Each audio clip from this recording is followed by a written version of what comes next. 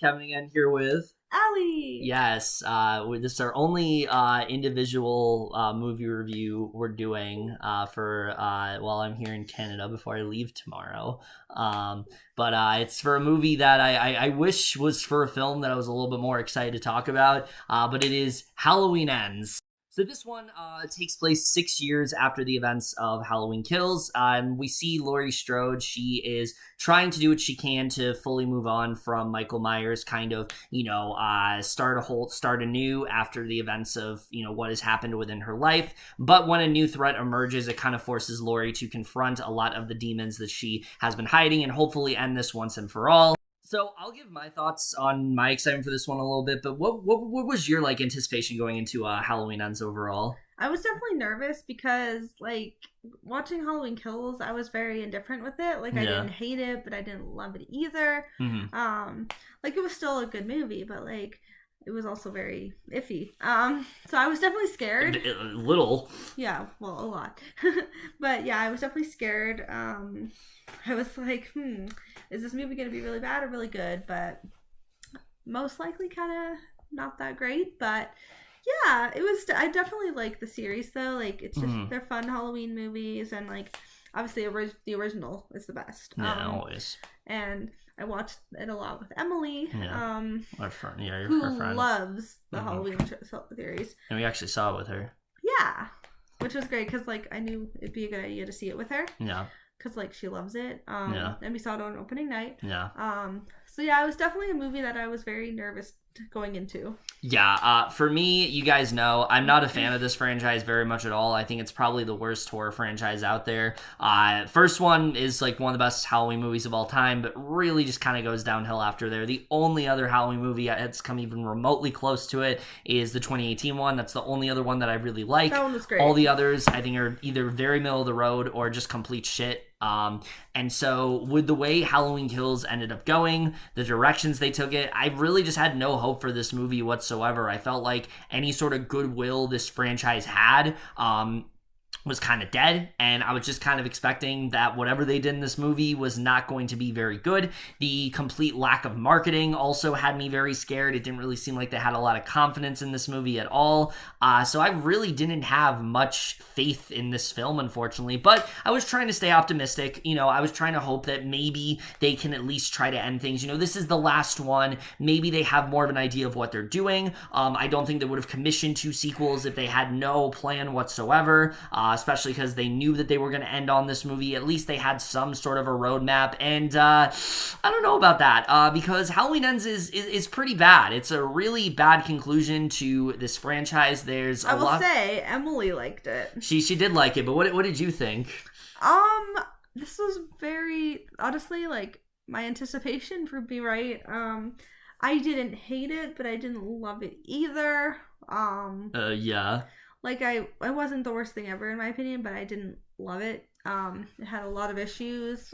Yeah, we'll get into some of those a little bit, but yeah, this is a very weak end, I think, to this trilogy, especially knowing the directions that they could have gone with it. I think this is one of those trilogies that we're gonna look back on and we're gonna be very disappointed with how it did end up wrapping up, at least for me. And it's just such a baffling final entry overall, and we're gonna get into why in a little bit, but we are gonna go ahead and start off talking about the cast here.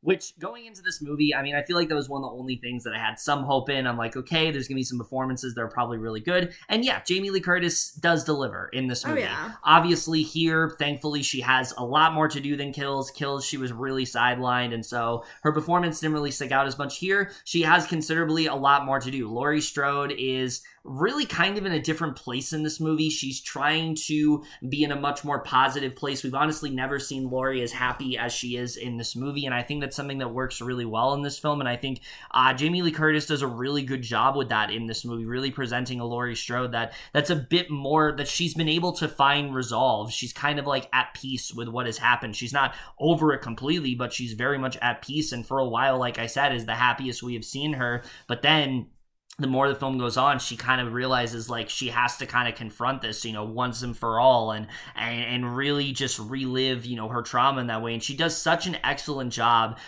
continuing to just absolutely just be the emotional anchor of this franchise. And it's really impressive to me how so far into her career, after so many years, she's still putting 100% into this role. She never really half-asses it in any way. She still is really just killing it in this movie, and I really liked what she ended up doing here. Didn't love all the directions her character ended up going, but I overall really did love her performance. Really one of the only real consistent things about this movie. What did you think about Jamie Lee Curtis's performance here? I always think she delivers. Oh, yeah. She's just an incredible actress, and Laurie Strode is a very iconic character. She's one of the best final girls, so she's very important. And like she just like carried the show and carried this movie and carried the show. Yep. But yeah, she like killed it. She slayed. She was just amazing. She was probably the best part. Yeah, and Andi Matichak, I think, is still really good here, too. I've always enjoyed her as the character of Allison. We'll get to her character a little bit later, but I really like her performance in this movie. You know, she definitely is still putting a lot of effort into this, and I think she still does a really good job. Yeah, she definitely was really good with her role. She was fantastic, but they also should have focused more on her. Well, we're not going to talk about that a little bit later. We're talking about her performance right now. I mean, performance-wise, she was great. She just gave it her all, and obviously I'll get more into stuff later. Yeah. But I thought she did really well. Yeah, so I thought those two performances were really strong. Will Patton is really good here, as he always is, and I think he still gives a strong performance in this movie. Mm-hmm. But there is a newcomer in this film, Rohan Campbell, who plays Corey Cunningham. I just did not think worked for me in this movie very much at all. We will get to his character a little bit later, but talking about his performance in this movie, when he starts off, I didn't think he was that bad. But the more he goes on in the directions they end up going with him, he really just doesn't end up selling it well at all to me. It felt very unconvincing. It felt very forced, and I just didn't really feel like he was really in this role. It felt like he was honestly very stiff. It didn't really feel like he was able to let loose in the way that he needed to. I just really was not a big fan of him in this role. But what did you think about his performance? I mean, acting-wise, he did a great job. It was just like he was such a random character. I didn't hate him, but like I just thought it was like really random and just like odd that he was just this new character was just introduced like this. But I will say he did a good job at least. But obviously we'll get more into the story later. I mean, the performances definitely, I don't think, are the problem here. James Jude Courtney as the Shape, Michael Myers, still does a really good job in this film. The performances, like I said, are really not the issue with this movie. We'll get more into that in a little bit. What we do have to get into is the things that really do bring this movie down. The directing here by David Gordon Green is really just not good in this movie at all. I feel like David Gordon Green, honestly, has gotten considerably worse as these movies has gone on. He had a really good style in the first movie, and it just kind of has dissipated the more these films have the more we've seen of him, and honestly really makes me nervous to see what the hell he's going to do with The Exorcist, because I know he is remaking that. I think the biggest problem with David Gordon Green in this movie is just his style is just not really there here. It doesn't feel like he had a clear direction of where he really wanted this franchise to go. And the one thing I will say is I do respect him for going in some very ambitious directions with this film. He is definitely trying to do something different. He is trying to dive more into some very like horrific aspects and things like that, but I just didn't feel his directing was really all that strong here. I feel like he just hasn't been very consistent in that regard, and it feels like almost every single one of these films has been directed differently, but they've all been directed by the same guy, and I feel like this one is maybe the worst directing we've seen yet from him. I mean, I didn't think it was awful, but like there was just some of it was just kind of it was just like questionable and just not the best, obviously, but I didn't hate the directing. It wasn't like the worst thing ever. Yeah. But getting into the writing, this is really where we get to the stuff that does really end up bringing this film down, because like I said, I want to start off by saying I respect the writers here for not just trying to repeat the same things that the previous films were. I kind of went into this thinking that this is probably just going to be a retread. We're probably just going to re-explore ideas that we saw in the last two movies, and we don't do that here. They definitely are trying to do something different, and I will give them credit for that. The problem is I don't think any any of the ideas that they presented in this movie were ones that enhance the story. I think, honestly, all of the ideas that are presented here feel like they were just kind of leftovers. Like, these were the ideas. The leftovers. Yeah, these were ideas that they had for a while now, and they're like, well, it's the last movie, I guess now we'll implement these. And it's very badly written in that regard, because it just feels like that we're seeing a last minute series of ideas that they've wanted to cover from the beginning, but for some reason they wanted to wait until this movie to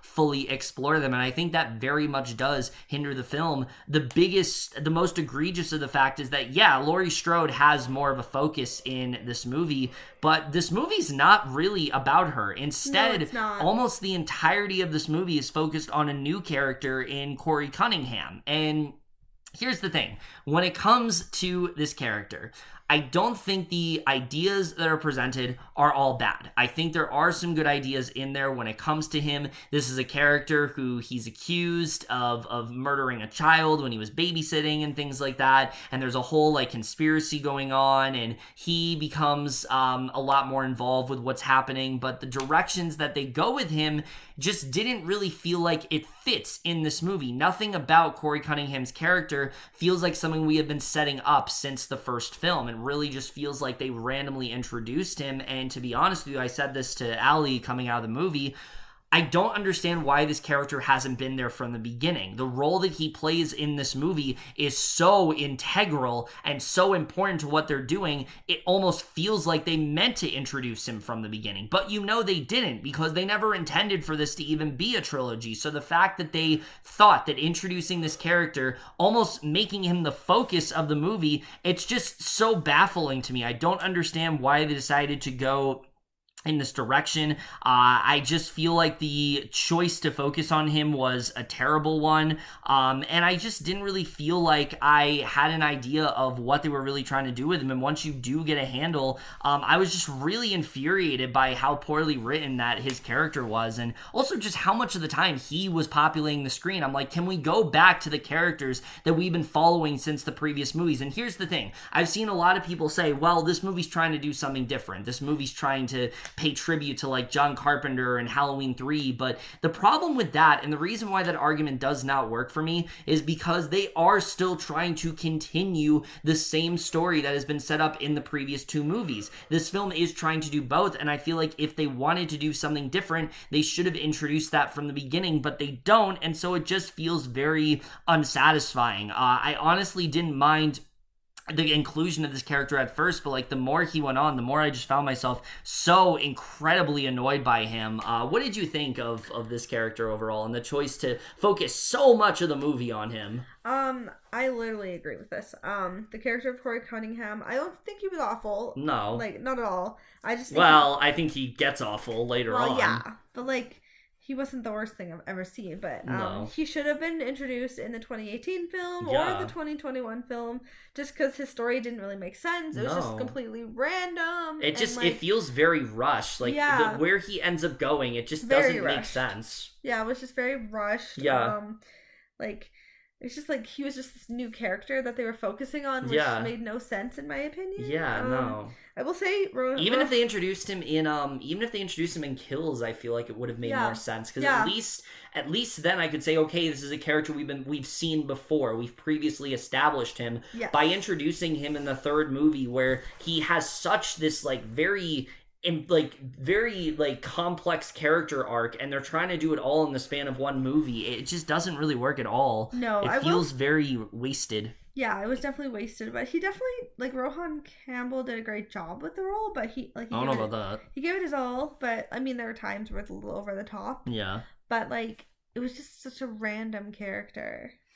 Just didn't really work at all. But the reason it pisses me off as much as it does, and why I really just cannot stand this character, without getting into spoilers, is when you compare it to Michael Myers, who's supposed to be the big threat in this movie, Michael Myers barely feels like a character in this movie. He doesn't feel like he has that much of a presence in this film. Yes, the events of these characters, you can tell that they've been affected by Michael Myers, but Michael Myers is barely in this movie. It's almost a bona fide cameo at points, and it just didn't really work very much at all here. The last movie, he was kind of the focus, and it was kind of like all about him. This one, he's rarely the focus, and again, I get they're trying to go for something different to completely shift the focus within your last movie.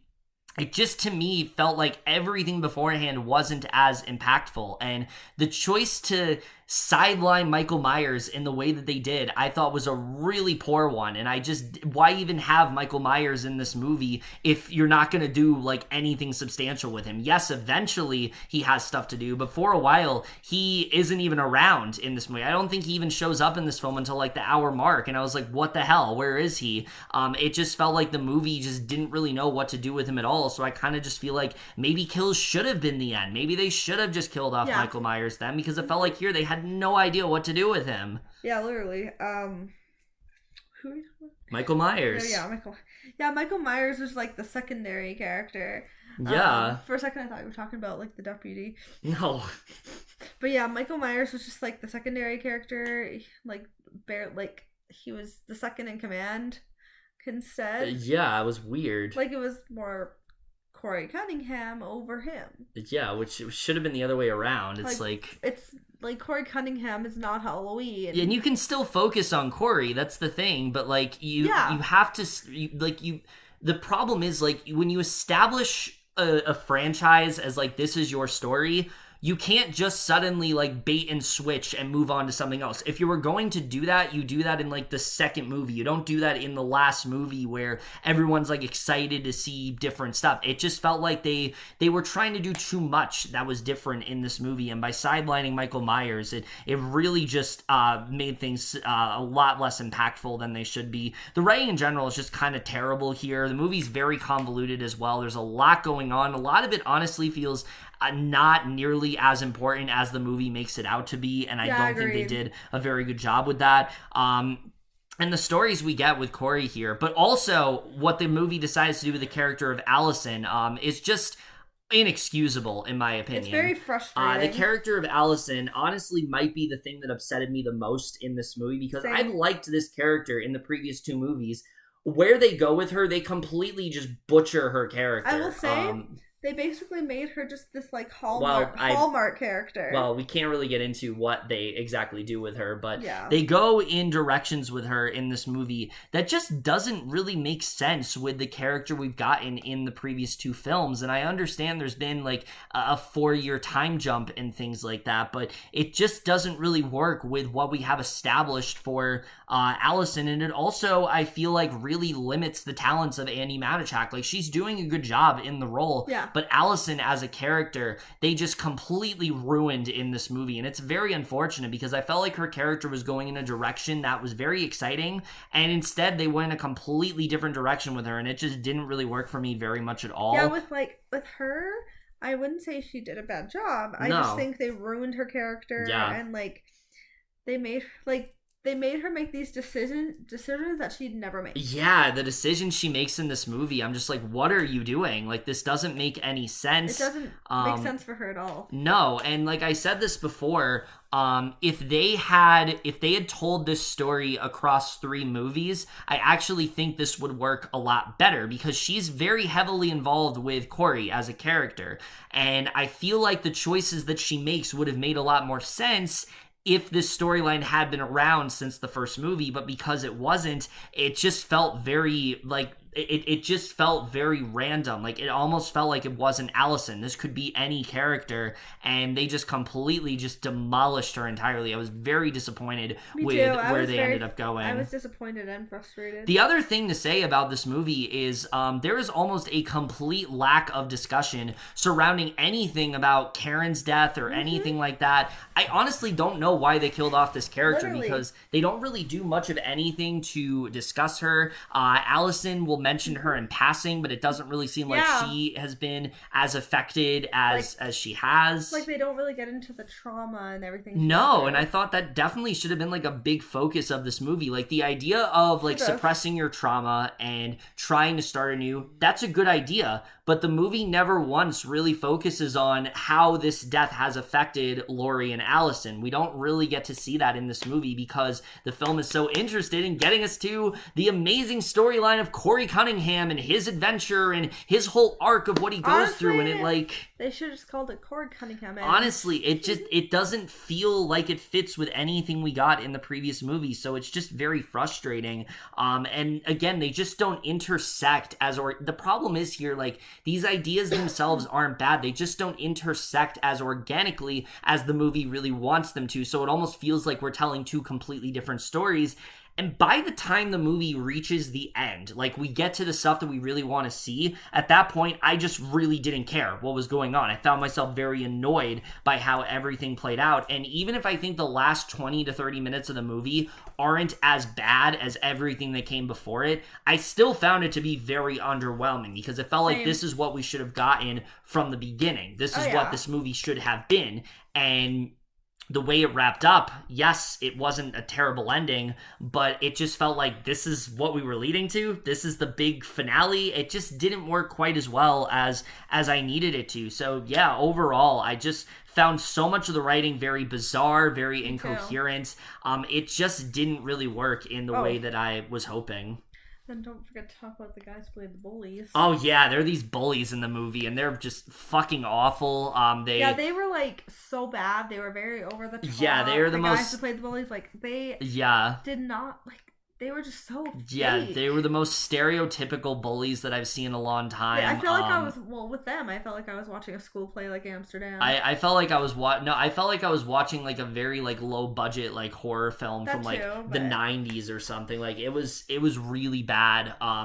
Those characters were there's a lot of characters here they introduce. And that's the other thing when it comes to this movie. Like, talking about the kills in this movie, I just don't think they particularly stick out for two reasons. One, every single kill is predictable. Like, this character's going to die, how they're going to die. It's so obvious how it is going to happen. It's so telegraphed early on in the movie. So when they do die, it's like not even somewhat impactful. But also the kills themselves, they're really not that great. They're not nearly as creative as the previous movie and things like that. There's one really good kill. I will say that. There's one really good kill. It takes place it takes place in an alleyway of sorts. I thought that kill itself was really effective. That one was good. But most of them, it just felt like it was lacking the creativity that was presented in the last movie. They were just like very rushed and like very repetitive and just like they didn't really give it. I was just like, oh, they're dead. So quick. Yeah, it was some of them they cut away from as well. It just didn't really work quite as well as I was hoping. And I don't need every kill to be on the level of like the last movie, but I need the kills to hit. And they just didn't really feel like they hit here, and they don't pack the punch that they really needed. So that was also something that didn't quite work in this movie. When it comes to cinematography perspective, I mean, the film is like, it looks nice, it's filmed really nice and things like that. Definitely. That's never really been an issue with these movies. I think cinematography-wise, they still do a really good job. Yeah, it's always very creative. The score has been consistent across all of these movies. I love the score that John Carpenter and Cody Carpenter end up giving. I think that their score is still very good here, and it does loom over the film very nicely. In terms of the editing, it's really another big issue with this movie. The editing is all over the place in this film. There are so many moments where a scene either drags too long or a scene feels like this should have been cut down. Very convoluted. Yeah, it's jumping back and forth between different storylines. It was not paced as well as I think it really could have been. Ultimately, I just found this film to be a big misfire in pretty much every way possible. There are definitely some effective moments. There are definitely some things that do work. Jamie Lee Curtis's performance is still really strong here. There are some good moments here and there, but overall, this just feels like a really random final entry. This really does feel like they had no roadmap whatsoever of what they wanted this trilogy to be. They just kind of made it up as they went along, and it really does show here. They had this idea that they wanted to incorporate. It just kind of makes me wonder why they didn't just incorporate it from the beginning. I understand it wasn't supposed to be a trilogy and things like that, but at that point, it's like, why even do the trilogy if you didn't have this idea in the first place? It just...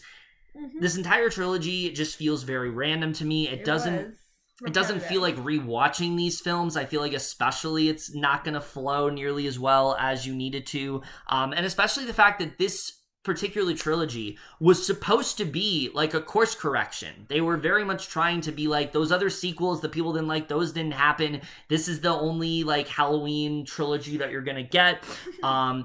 And the fact that they basically made the same mistakes again of like the previous entries is just so baffling to me, the way this ended up wrapping up. Overall, I was just very dissatisfied by the way this ended up going. It's easily one of the worst conclusions to a trilogy I've seen in a very long time. There are ideas that work, but they really just don't work and fit in with what we've already established in this franchise. Say, like, there are some good ideas. They just don't really do anything with them, or they work, or it just doesn't work. Yeah, especially like the Corey Cunningham character, where they end up going with him, and especially when you get to the end of the movie, it really just made me annoyed with how they end up telling that story. I was questioning things. Yeah, it's a very hard movie to talk about without spoilers as to what specifically annoyed me. But it just is a very, I think, unsatisfying final entry that needed a lot more reworking in order to make the impact that they wanted it to. Unfortunately, I think this is easily the worst of the 3 films that we have gotten, and I am going to give Halloween Ends overall a D+. I didn't give it that low. Like, obviously there are things that are like good about it, and then there's also a lot of bad things. It wasn't horrible, but it was underwhelming. Going into it, I didn't know if it was going to be really good or really bad, but obviously it was quite bad, but not like the worst. And like another character that was very wasted was Lindsay Wallace. Oh yeah, there's like nothing with her. Like Kyle Richards was literally all her character was a bartender. Why did she live? Like, I don't know. But yeah, other than that, like, interesting ideas, very underwritten. The cinematography and was definitely creative. Like, that's always been good. Yeah. But other than that, like, I gave it a C. But anyways, guys, for our review of Halloween Ends, really disappointed with how this franchise went. I really was liking the start of it in 2018. I thought they really were onto something. I thought that, honestly, that could have worked as a final entry. I really do think it should have. But I'm really hoping after this film that, like, this is it. Like, I really hope they do not come back to Halloween after this. I feel like they have exhausted everything they could have when it comes to this franchise. I really just hope that evil finally stays dead once and for all. But who fucking knows anymore? Michael Myers never dies. They always find ways to resurrect him. Like, so that man is just... he's indestructible. But yeah, that's it for this video. Hope you guys enjoyed it. I know this is a very divisive movie. Some people are really liking it. Some people really fucking hate it. Unfortunately, I'm in the camp that really just didn't care for it at all. But that's it for this video. Hope you guys enjoyed it. We'll see you guys in our next video. Also, if you like what you see from Aly, subscribe to our channel, A Conversation with Kelly. You'll see a lot of cool stuff over there. Also, follow me on Letterboxd and Serialize. AlyKat_XO. Yes. Always a lot of fun stuff going on over there. And also my Twitter is AlyKatXO as well. Yes, you'll see her tweet a lot about Taylor Swift. And Ariana Grande, her shows, and a lot of retweets. Yes, but that's it for this video. Hope you guys enjoyed it. We will see you guys in my next video, and we'll see you guys for that. Okay, bye.